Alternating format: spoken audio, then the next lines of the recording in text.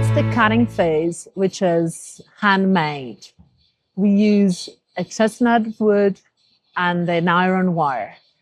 The wood, the branch, is found in the forest while looking for the stones, and the iron wire will permit to cut the stones, but not if we don't use some abrasive powder, which will be carborundum together with water. So the paste of carborundum and water together will be put on the wire while cutting around the template.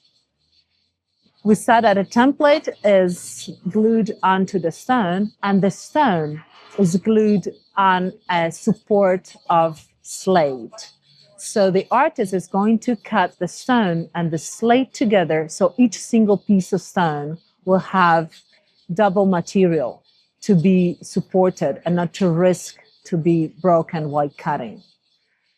So this is a technique which should be learned just by having time and a lot of patience, because the art is very unique and can only be learned in the workshop. There are no schools to teach the art of Commesso Fiorentino. You just need to have a lot of patience to learn the different phases of this special art form, which is only in Florence.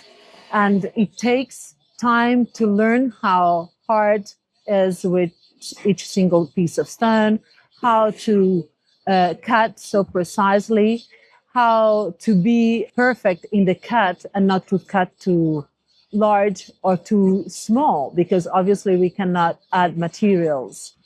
We need to cut so precise and cut on an angle. The angle is very important. While following the shape of the piece that we need to cut, it's very important to give the right inclination. The inclination will be important to glue the stones in this next phase.